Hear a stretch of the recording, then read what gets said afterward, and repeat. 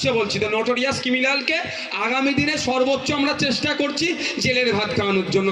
পশ্চিমবাংলা জেলের ভাতের ভালো নয় সেটা আমি দেখে এসেছি। বিহারের জেলের ভাত তো খাইনি।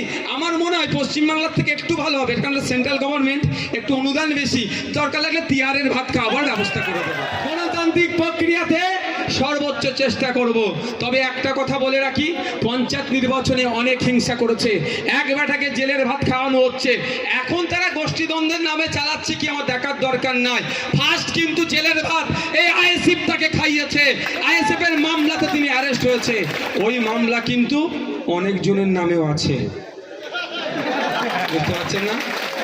হ্যাঁ, শুধু আরাবুল সাহেবের নামে নাই, অনেকজনের নামে আছে। কদিন আগে দেখলাম একটা বেনামে পোস্টার পড়েছে, আমাকে মিডিয়ার বন্ধুরা জিজ্ঞাসা করছিল এটা নাকি আইএসএফ যুক্ত আছে। আমি বললাম আইএসএফ ওই তো রাতের অন্ধকারে বেনামে কাজ করবে না।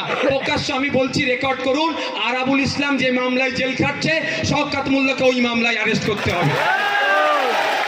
এখনো বলছিল হ্যাঁ আমরা রাতের অন্ধকারে পোস্টার মারবো?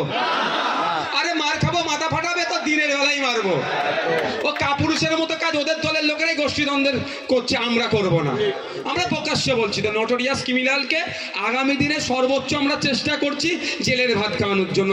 পশ্চিমবাংলা জেলের ভাতের ভালো নয় সেটা আমি দেখে এসেছি। বিহারের জেলের ভাত তো খাইনি।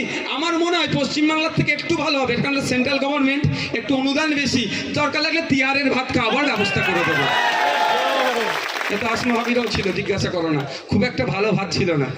রুটি এই ওহিদুলকে জিজ্ঞাসা করো, এত পাতলা রুটি কি বলবে, এরকম দেখলে দেখা যাবে এই মতো দেখে, তাই তো ওহিদুল? হ্যাঁ, বুঝতে পারছো না? তবে একটা কথা বলবো, আমি জেল থেকে এতজন বেরিয়েছে, আমি 2-4 জনকে দেখেছি কিন্তু একটু মোটা সোটা হয়ে বেরিয়েছে আমাদের ছেলে, কেন কি জানি। হ্যাঁ আছে, কোথায় সে? এই তো এই আসাদুল আমাকে যখন জেলে ধরেছে, মানে কলকাতায় আমাদের আসমা ভাই আমাদের যাকে ধরেছিল, দেখি একজন আওয়াজ ভাইজান ভাইজান করছে, আর আসাদুলের চিনা চিনা আবার, তারপর আসাদুল একে একে ধরলো কি করে, ও তো ভাঙড়ে, বলছে ভাইজান আমাকে ধরে নিয়েছে। তো কি হয়েছে, আমাদের জীবন থেকে 42টা দিন, জীবন থেকে 60টা দিন কেড়েছে, আর কিছু তো নয়, কিন্তু আমাদের জ্ঞান হয়েছে, আমরা নেতৃত্ব হয়ে উঠতে পেরেছি। আমি ধন্যবাদ জানাই মমতা ব্যানার্জিকে, তার ভাইপো অভিষেক ব্যানার্জিকে।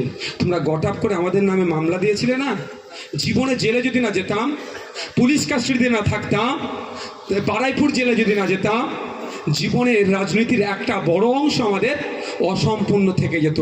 আমি এই জায়গা থেকে ধন্যবাদ জানাই রাজনীতির জ্ঞান অর্জন করার জন্য একটা অধ্যায় তারা আমাদের অনিচ্ছাতেও পূরণ করি।